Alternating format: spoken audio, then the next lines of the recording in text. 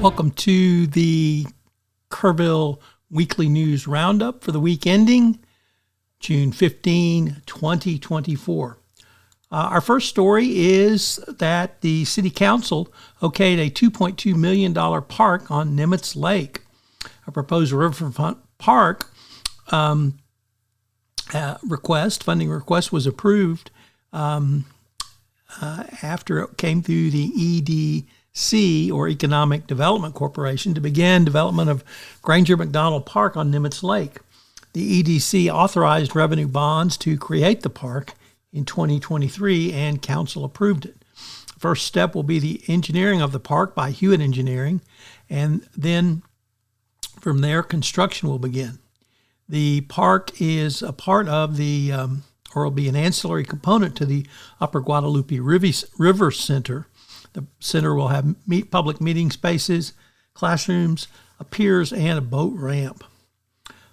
In other news, Amy Dozier, the Chief Financial Officer of the Kerrville Public Utility Board, presented information to Council about the utility's option for consistent power supplies at a reasonable cost. Currently, KPUB purchases its power from CPS in San Antonio, but that contract ends in 2026. KPUB is looking for other sources of energy, and Dozier said it's a rent versus owning analogy.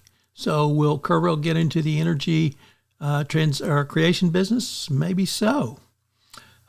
Next up, what about some summer fun? Well, kids can get an up-close look at birds of prey. It took flight Wednesday morning at the KISD Center.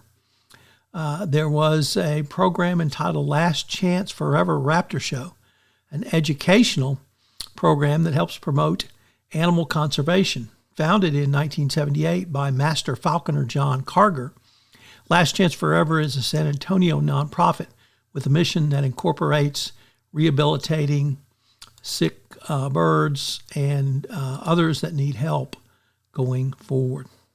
The Lions Club has invested in community safety with a $2,600 donation to the Kerrville Police Department. The presentation took place at the Lions Club's luncheon at the Kroc Center this week. The funds will be used to purchase training software for the police department. Kerrville ISD has named 2 longtime educators to post in the curriculum department. Julie Broskoff has been named interim assistant superintendent of curriculum and instruction, and Amy Ahrens will serve as director of secondary education. Broskoff has served previously as an executive coach and developed professional learning opportunities and training with the curriculum department at KISD. Prior to that, she was the superintendent at Slayton ISD in West Texas. So a couple of longtime educators get new roles at KISD. Habitat for Humanity hosts a blessing Saturday morning where the White family will get the keys to their new home during a ceremony. It'll be a dedication ceremony celebrating the new home. The house is at 115 McGinnis Court, and it is the 126th house completed by Habitat for Humanity in Kerr County. It will be the home of Ashley White and her 3 children. Everyone involved is showering the White family with blessings and with thanks from the Habitat for Humanity. And the Kerrville Historical Commission earned a state award for distinguished service. The local group, which operates under the direction of the Kerr County Commissioners, received the Texas Historical Commission's 2023 Distinguished Service Award. The certificate was presented June 10th by Kerr County Judge Rob Kelly during an open session of the Commissioner's Court.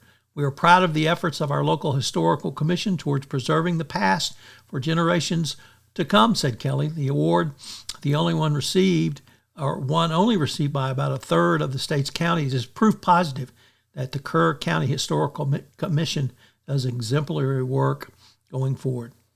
As you know, we had some rain this week and a break in some of the incredibly hot temperatures we had over Memorial Day, but please stay safe out there.